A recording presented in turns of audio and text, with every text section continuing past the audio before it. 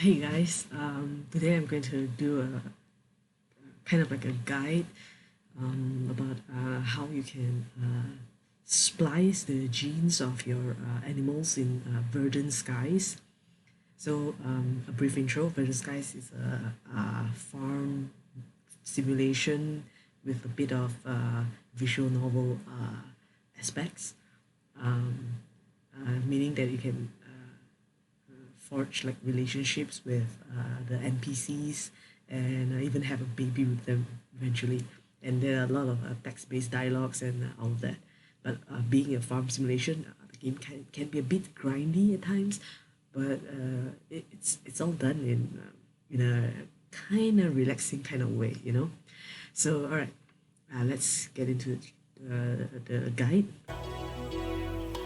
All right, so first things first things first, right? You need to have this, or at least this. What is this? The base thing is yeah, it's called the animal splicer. But if you can get the advanced version, of course, it's best to get that. The difference between the normal and the advanced version is that in the normal version you can only splice genes of the same species, but for the advanced version you can kind of like mix the genes around. So later I'm going to show you a quick sample. So I'm going to splice this sheep genome with this crystal block. So actually the crystal block, maybe I can show you. This is a crystal block, right? This is a cow, this is a sheep, and this is the chicken in the game, right? So how do you splice the gene? So basically what you want to do is to get as many quality traits as possible. So if you notice, right, over here there's like quality, then dash bright-eyed. So this is a good quality that you might want. Or you can just basically check the whole list here. These are all the qualities that I've discovered so far. Only one left undiscovered.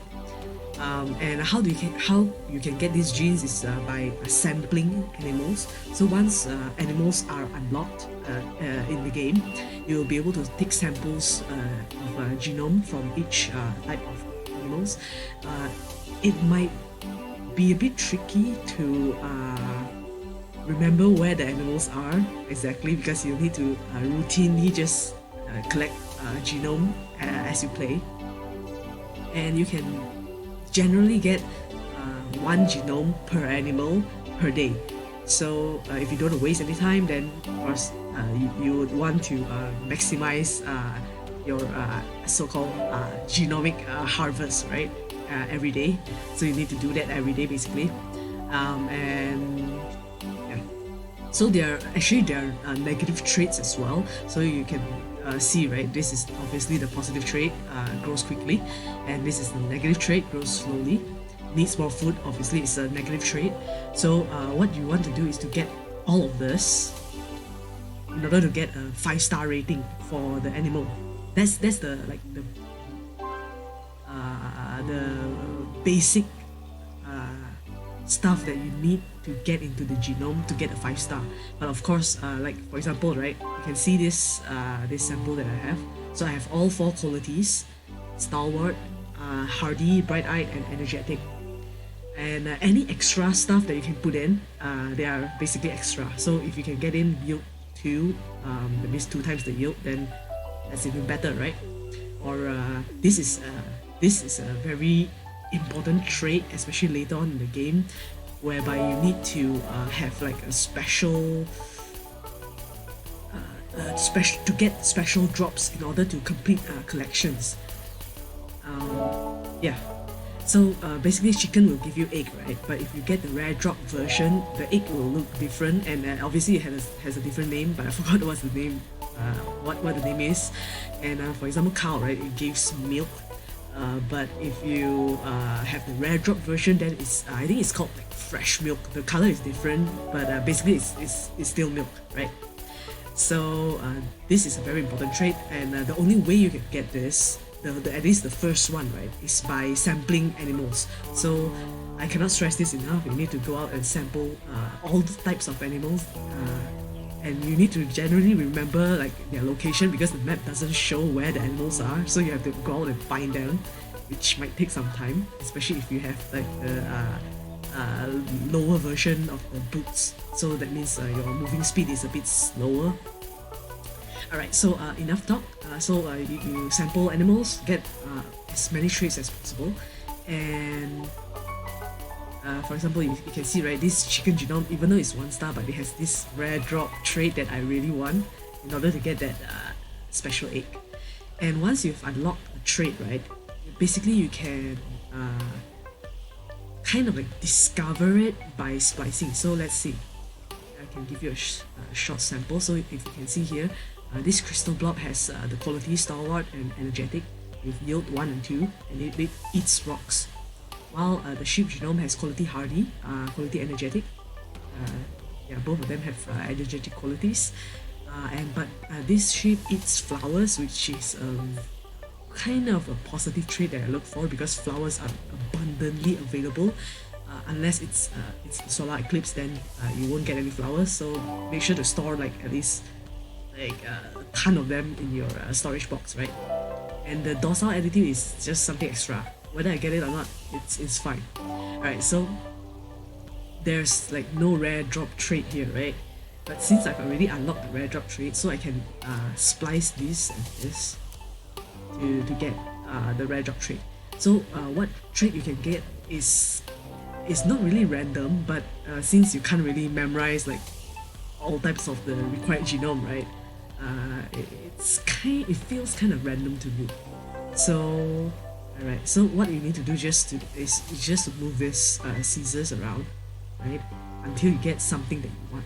So let's see. I don't mind whether the animal eats rocks, flowers, or wood, because I'm kind of like at the end game now. So basically I have a ton of resources, so I don't mind. But what I want is a sheep that has like good traits, right? Especially the rare drop trait, because I still don't have the glow wool, which is the rare drop for sheep. The basic one is wool, but the rare drop is glow wool, so the wool can glow basically. So as you can see, right, I really found my the best possible combination, which provides me with 2 qualities, not 3, but still I get this rare drop trait which I really want. And eat flowers is kind of like a bonus, because I have like over 200 flowers stored up already. So yeah, so this is what I want. So once you have decided, right, simply click splice, wait for a bit.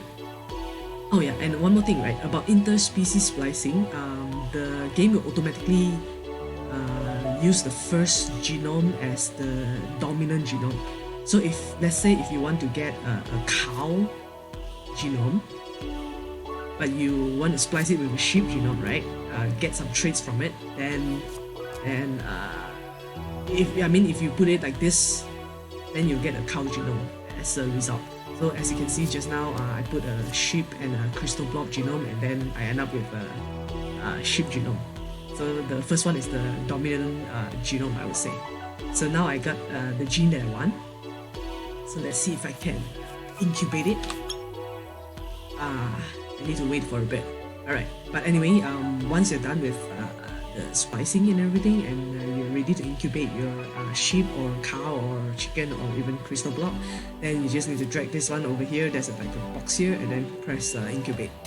Incubation usually takes around 2 days, in-game days, which can take a while, I guess.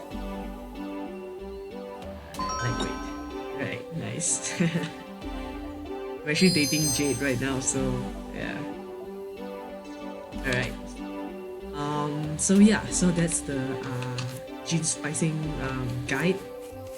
You can play around because there are lots of ways you can splice out. So as you can see here, I got like a 5-star sheep, right? But what I really want is the rare drop, traits. So that's why I need to splice again.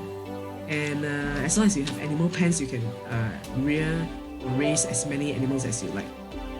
So yeah, basically that's it. I'm gonna do a crop guide in a bit, because you can also splice crops. So that's actually quite interesting as well. Alright, so that's it. Hope this helps. And as usual, happy gaming. Bye.